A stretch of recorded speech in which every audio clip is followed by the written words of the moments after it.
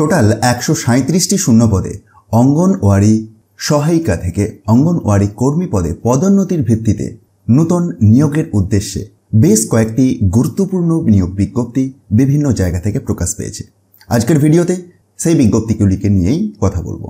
দেখুন, এটি নতুন করে বলার কিছু নেই যে ন্যূনতম শিক্ষাগত যোগ্যতা শুধুমাত্র মাধ্যমিক পাস বা সমতুল পরীক্ষা পাস হলেই আপনি আবেদন করতে পারবেন। আর যদি উচ্চতর শিক্ষাগত যোগ্যতা থাকে তাহলেও আবেদন করা যাবে, কিন্তু মাধ্যমিকের প্রাপ্ত নম্বরের উপর ভিত্তি করেই সিলেকশনটি হবে। বয়সটি 65 বছর এর মধ্যে থাকতে হবে আর অবশ্যই স্থানীয় বাসিন্দা হতে হবে, অর্থাৎ কর্মী পদে আবেদনকারিণীকে অবশ্যই পঞ্চায়েত সমিতির অন্তর্ভুক্ত এলাকায় স্থায়ী বাসিন্দা হতে হবে। আর নিরবিচ্ছিন্নভাবে 5 বছর ধরে কাজ করছেন এমন ক্যান্ডিডেটরাই এই সহায়িকা পদ থেকে কর্মী পদের জন্য আবেদন করতে পারবেন। কর্মী পদের রেসপেক্টে বর্তমানে সাম্মানিক ভাতার পরিমাণ মাসিক 4,500 টাকা এবং অতিরিক্ত সাম্মানিক ভাতার পরিমাণ 3,750 টাকা। নির্বাচনের প্রক্রিয়া 3টি পদ্ধতি রয়েছে। এক তো লিখিত পরীক্ষা, 35 নম্বরের লিখিত পরীক্ষা আছে, অভিজ্ঞতার জন্য সর্বোচ্চ 10 নম্বর আছে এবং মৌখিক পরীক্ষার জন্য আছে 5 নম্বর।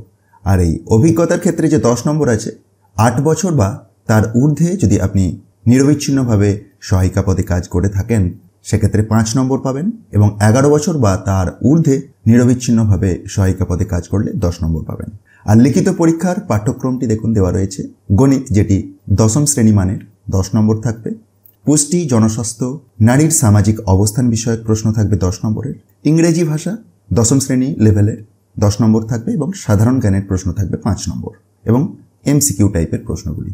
দেখুন, এগুলি প্রয়োজনীয় শর্তাবলী যেগুলি প্রত্যেকটি বিজ্ঞপ্তির রেসপেক্টেই সেম হবে। তো আজকে যে বিভিন্ন জায়গা থেকে বের হওয়া বিজ্ঞপ্তিগুলি সম্পর্কে কথা বলছি, সেগুলির মধ্যে পার্থক্য কি থাকবে না কোথা থেকে বের হয়েছে তার রেসপেক্টে বাসস্থান সংক্রান্ত রেস্ট্রিকশন রয়েছে।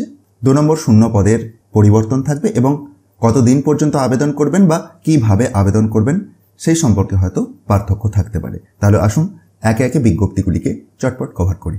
তো প্রথম যে বিজ্ঞপ্তিটি সেটি পুরুলিয়ার পুঞ্চা সুসংহত শিশু বিকাশ সেবা প্রকল্প থেকে বের হয়েছে।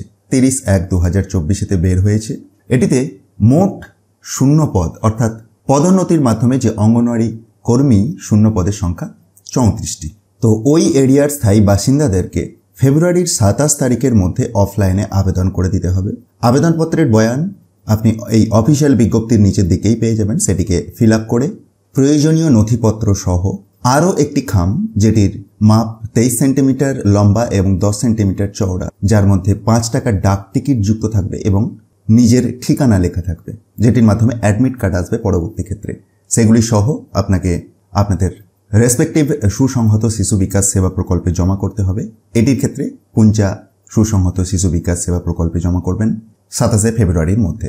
সিল করা খামের উপরে কি লিখতে হবে সেটিও দেখুন এখানেতে দেওয়া রয়েছে। আর কি সমস্ত প্রয়োজনীয় ডকুমেন্টস সেটির লিস্টিং দেখুন এই পয়েন্টটিতে রয়েছে।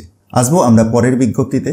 আর প্রত্যেকটির ক্ষেত্রেই অ্যাপ্লিকেশনের ফরম্যাট আপনি পেয়ে যাবেন একটু নিচের দিকে স্ক্রল ডাউন করলেই। তো দ্বিতীয় বিজ্ঞপ্তি, এটিও পুরুলিয়া থেকে বের হয়েছে কিন্তু মানবাজার 1 সুসংহত শিশু বিকাশ সেবা প্রকল্প থেকে। এটির ক্ষেত্রে টোটাল 44টি ভ্যাকেন্সি রয়েছে। প্রয়োজনীয় শর্তাবলী সব একই থাকবে। জমা দেওয়ার তারিখের কোনো পরিবর্তন নেই এক্ষেত্রে। 27 ফেব্রুয়ারি 2024 শেষ তারিখ অফলাইনেতে জমা করার। আর আবেদনপত্রের বয়ানও দেওয়া আছে এই অফিসিয়াল বিজ্ঞপ্তির একটু নিচের দিকেই। 3 নম্বর বিজ্ঞপ্তি, যেটি আবারও পুরুলিয়া থেকে, বড়বাজার সুসংহত শিশু বিকাশ সেবা প্রকল্প থেকে। এটির ক্ষেত্রে মোট শূন্যপদ 18টি এবং আবেদনপত্র জমা দেওয়ার শেষ তারিখের কোনো পরিবর্তন নেই, অর্থাৎ 27 ফেব্রুয়ারি 2024। এবারের বিজ্ঞপ্তিটি মানবাজার 2 সুসংহত শিশু বিকাশ সেবা প্রকল্প থেকে। এটির ক্ষেত্রে মোট শূন্যপদের সংখ্যা 22টি। আবেদনপত্রের বয়ান এটির ক্ষেত্রেও দেওয়া আছে একটু নিচের দিকেই। নেক্সট অর্থাৎ শেষ বিজ্ঞপ্তি, এটি বান্দোয়ান সুসংহত শিশু বিকাশ সেবা প্রকল্প থেকে বের হয়েছে। অর্থাৎ পুরুলিয়া জেলারই ভিন্ন ভিন্ন জায়গা থেকে এই নোটিফিকেশনগুলি বের হয়েছে এবং অফলাইনে আবেদন করতে হচ্ছে। আবেদনপত্রের বয়ান এই অফিসিয়াল বিজ্ঞপ্তির নিচের দিকেই দেওয়া আছে। আর আবেদনপত্র জমা দেওয়ার শেষ তারিখ 27 ফেব্রুয়ারি 2024। আপনি যদি এই সমস্ত এরিয়ার বাসিন্দা হন এবং অঙ্গনওয়াড়ি সহায়িকা পদে কাজ করছেন, অঙ্গনওয়াড়ি কর্মী পদের জন্য আপনি আবেদন করতে পারবেন। আর আবেদন করার আগে অবশ্যই এই অফিসিয়াল বিজ্ঞপ্তিগুলিকে নিজে থেকে ভালোভাবে ডাউনলোড করে একবার চেক করুন এবং তারপরেই আবেদন করুন। এই বিজ্ঞপ্তিগুলি আপনি পুরুলিয়া জেলার অফিসিয়াল ওয়েবসাইট থেকেও কালেক্ট করতে পারেন অথবা ডেসক্রিপশন বক্সটি চেক করবেন, সেখানেতে টপ নিউজ বাংলার অফিসিয়াল ওয়েবসাইটের লিঙ্ক পেয়ে যাবেন, যেখানে গিয়ে খুব সহজেই ডাউনলোড করে দেখে নিতে পারবেন।